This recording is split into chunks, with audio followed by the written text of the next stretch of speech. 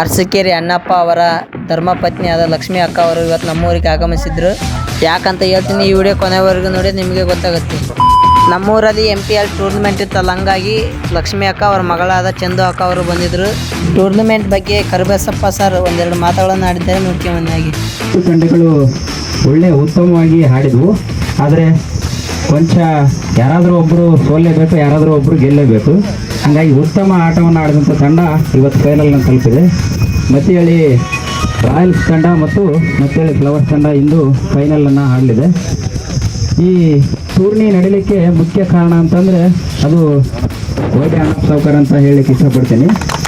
ಯಾಕಂದರೆ ನಮ್ಮ ಅಭಿ ಮತ್ತು ಸಂದೀಪ ಇವರೆಲ್ಲ, ನಮ್ಮ ದೇವರಾಜು ಇವರೆಲ್ಲ, ನಮ್ಮ ಅರುಣ, ನಾವೆಲ್ಲ ಹೈಸ್ಕೂಲ್ ಮೈದಾನದಲ್ಲಿ ಆಟ ಆಡ್ತಿದ್ವಿ. ನಮ್ಮ ಶಂಕರಪ್ಪ ಮಾಸ್ಟ್ರು ಅವರಿಗೆಲ್ಲ ಗೈಡ್ ಮಾಡ್ತಿದ್ರು. ಆ ಸಂದರ್ಭದಲ್ಲಿ ಗರ್ಸಲ ಏರಿ ನಾವೆಲ್ಲ ಆ ಟೂರ್ನಮೆಂಟ್ ಮಾಡಬೇಕು ಅಥವಾ ಡೈಲಿ ಪ್ರಾಕ್ಟೀಸ್ ಮಾಡ್ಬೇಕಂತಂದು ಹೇಳಿ ಅಲ್ಲಿ ಗರ್ಸಲ ಏರಿ ಪಿಚ್ ರೆಡಿ ಮಾಡ್ಕೊಳಕ್ಕಂತ ಪ್ಲಾನ್ ಮಾಡಿದರು.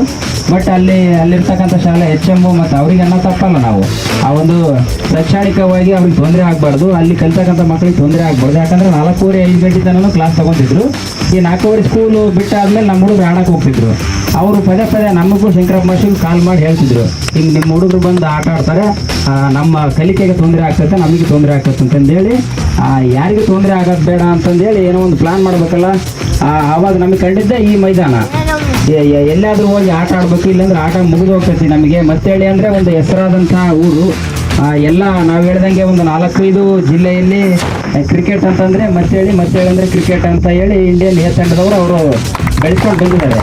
ಅಂಥ ಒಂದು ಬೆಳವಣಿಗೆಯಲ್ಲಿ ಕ್ರಿಕೆಟ್ ಕುಂಠಿತ ಆಗ್ತದೆ. ನಮಗೆ ಆಡಲಿಕ್ಕೆ ಮೈದಾನ ಇಲ್ಲದ ಒಂದು ಸಮಸ್ಯೆ ಕಾಡ್ತಾ ಇತ್ತು. ಆ ಸಂದರ್ಭದಲ್ಲಿ ನಾವೆಲ್ಲರೂ ಹೋದ್ವಿ, ಹುಡುಗರು ನಮ್ಮ ಸಂದೀಪ, ಅಕ್ಷಯ್ ಮತ್ತು ಶಿವು ಅವರೆಲ್ಲರೂ, ಇಲ್ಲಣ್ಣ ನಮಗೆ ಏನಾದರೂ ಮಾಡಿ ಒಂದು ಫೀಲ್ಡನ್ನು ಕಲ್ಪಿಸ್ಕೊಡ್ಬೇಕಂದಾಗ ಈ ಜಾಗ ತೋರಿಸಿದ್ರು. ಇದೆಲ್ಲ ನಾವು ಮೂಲತಃ ನೋಡಿದಾಗ ನಾವು ಕಲ್ಪನೆ ಮಾಡ್ಕೊಳಕ್ಕಾಗಿಲ್ಲ. ಇಷ್ಟೊಂದು ಸುಂದರವಾಗಿ ಕ್ರೀಡಾಂಗಣ ನಮ್ಮೂರಲ್ಲಿ ಇತ್ತು ಅನ್ನೋದು ನಮಗೆ ಗೊತ್ತಿಲ್ಲ. ಇದನ್ನೆಲ್ಲ ಮುಂಚೆ ಈ ಕ್ರೀಡಾಂಗಣ ಆಗಿತ್ತು, ಮುಂಚೆ ಎಲ್ಲ ನಾವು ನೋಡಿದ್ವಿ. ಆ ಕಡೆ ಹೆಂಗಿತ್ತು ಆ ಥರ ಇತ್ತು. ಅದಕ್ಕೆ ಸಂಪೂರ್ಣವಾಗಿ ಒಂದು 25,000-30 ಸಾವಿರ ಖರ್ಚಾಗಿದೆ ಈ ಒಂದು ನಾವು ಕ್ರೀಡಾಂಗಣ ಮಾಡಿಕೊಳ್ಳಿಕ್ಕೆ. ಆ ಸಂಪೂರ್ಣ ವೆಚ್ಚವನ್ನು ಸಾವ್ಕಾರ ಅಣ್ಣಪ್ಪನವರು ಭರಿಸಿದ್ದಾರೆ. ಅವರಿಗೆ ನಮ್ಮ ಎಲ್ಲ ಮಕ್ಕಳಿಗೆ ಗ್ರಾಮಸ್ಥರ ಪರವಾಗಿ, 8 ತಂಡದ ನಾಯಕರ ಪರವಾಗಿ, 8 ತಂಡದ ಟೀಮ್ ಎಂಟರ್ ಪರವಾಗಿ ಅವರಿಗೆ ತುಂಬ ಹೃದಯದ ಧನ್ಯವಾದಗಳನ್ನು ಅರ್ಪಿಸಿದೆ. ಈ ಒಂದು ಟೂರಿಗೆ ಬರಬೇಕಿತ್ತು. ಫೈನಲ್ಗೆ ನಾವು ಇನಾಗ್ರೇಷನ್ ಫಂಕ್ಷನ್ಗೆ ಇನ್ವೈಟ್ ಮಾಡೋಣ ಅಂತಂದೇಳಿ ಎಲ್ಲ ನಮ್ಮ ಆಟಗಾರರು ಅವರೆಲ್ಲ ನೋಡಿದ್ರು. ಅಣ್ಣ ಇಷ್ಟೆಲ್ಲ ಮಾಡಿದ್ರಿ, ಅವ್ರು ಕರೆಸಿದ್ರೆ ಹೇಗೆ ಅಂತಂದು. ಇದರಲ್ಲಿ ಯಾವುದೇ ಪಕ್ಷ ಪಾರ್ಟಿ ಇಲ್ದಲೇ ಯಾರು ನಾವು ಮಾಡಿದ್ರೆ ಅವರಿಗೆ ಕೃತಜ್ಞತೆಯನ್ನು ಸಲ್ಲಿಸೋದು ನಮ್ಮ ಧರ್ಮ, ಮಾನವೀಯ ಧರ್ಮ ಅದು. ಹಾಗಾಗಿ ಅಣ್ಣರು ಬರಬೇಕಿತ್ತು. ಅವರು ಒಂದು ಕೆಲಸದ ಒತ್ತಡದ ಮೇಲೆ ಇವತ್ತು ಅಕ್ಕರು ನಾವು ಬರಲೇಬೇಕು ಅಂದಾಗ, ಹಂಗೆ ಬರಲೇಬೇಕು ಅಂದರೆ ನಾನು ಅಕ್ಕರನ್ನು ಕಳಿಸ್ತೀನಿ ಅಂತಂದೇಳಿ ಲಕ್ಷ್ಮಕ್ಕರನ್ನು ಕಳಿಸಿದ್ದಾರೆ.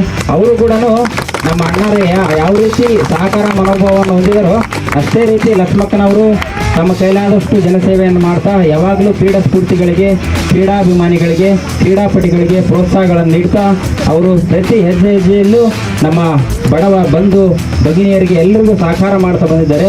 ಅವರು ಈ ಒಂದು ಫೈನಲ್ ಪಂದ್ಯಕ್ಕೆ ವೀಕ್ಷಣೆ ಮಾಡಲು ಬಂದಿದ್ದಾರೆ. ಅವರಿಗೆ ಎಲ್ಲರ ಪರವಾಗಿ ತುಂಬ ಹೃದಯದ ಸ್ವಾಗತವನ್ನು ಬಯಸ್ತೇನೆ. ಈ ಒಂದು MTL ಟೂರ್ನಿಯನ್ನು ಉದ್ದೇಶಿಸಿ ಕೆಲವೊಂದು ಮಾತುಗಳನ್ನು ಆಡಬೇಕಂತ ಲಕ್ಷ್ಮಕ್ಕ ಕೇಳ್ತೀನಿ. ನೋಡಿ ನನಗೆ ತುಂಬ ಖುಷಿ ಆಯಿತು.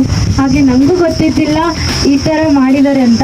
ನನಗೂ ಈ ಕ್ರೀಡಾಂಗಣವನ್ನು ಏನು ಮಾಡಿದಾರಲ್ಲ ತಂದೆ ಸಪೋರ್ಟ್ ತಗೊಂಡು ನನಗೂ ಫುಲ್ ಖುಷಿ ಆಯಿತು.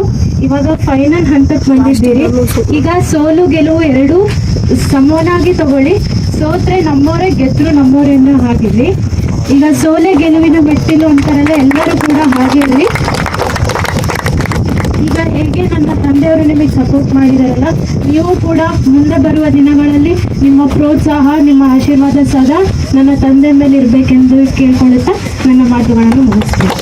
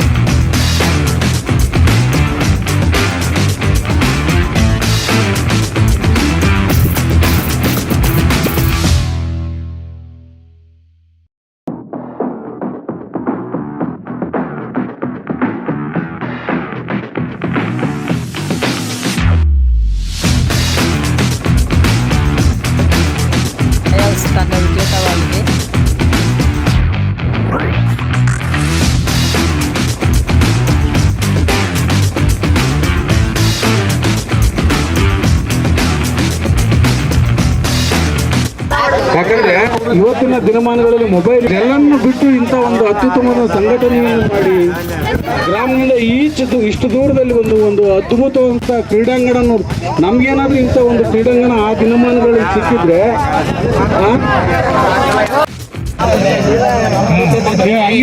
ನಿಮ್ಮ ತಂಡ ಏನಾದ್ರು ಸೋತಿದ್ದಕ್ಕೆ ನೆಕ್ಸ್ಟ್ ಕೆಲಸ ಬಿಡು.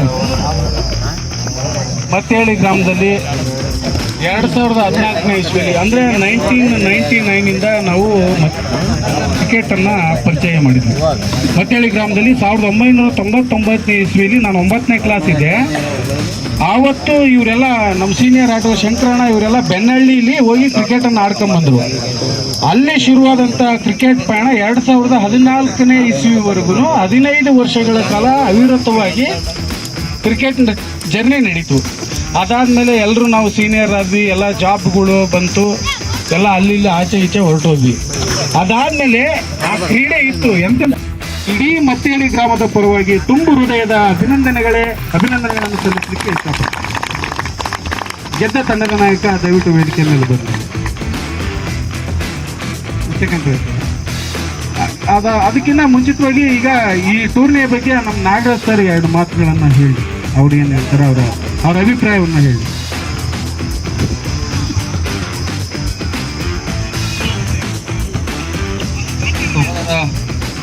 ರಾಜು ಸರ್ ಕೂಡ ಎಲ್ಲ ಹೇಳಿದ್ದಾರೆ ಅಂತ ಭಾವಿಸ್ತೀನಿ.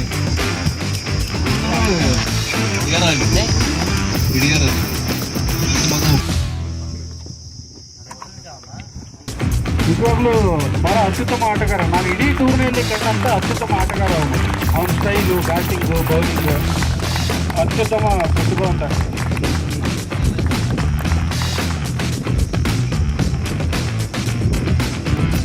ಬಹಳ ಡಿಫಿಕಲ್ಟ್ ಟೀಮ್.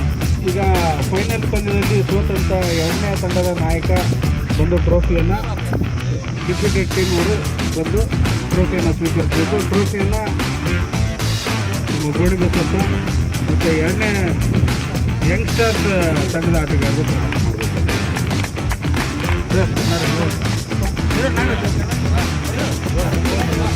ಬರ್ರಪ್ಪ. ಯಾರು ಎಲ್ಲರೂ ಬರ್ರಿ. ಎಲ್ಲ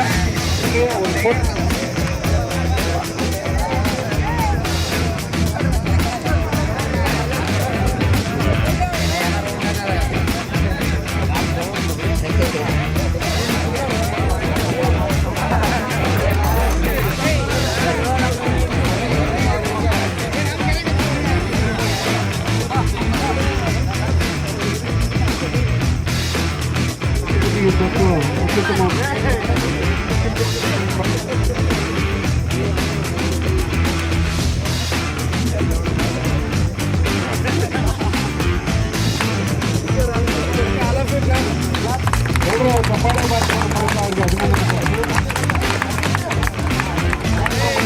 ತಂಡದ ನಾಯಕ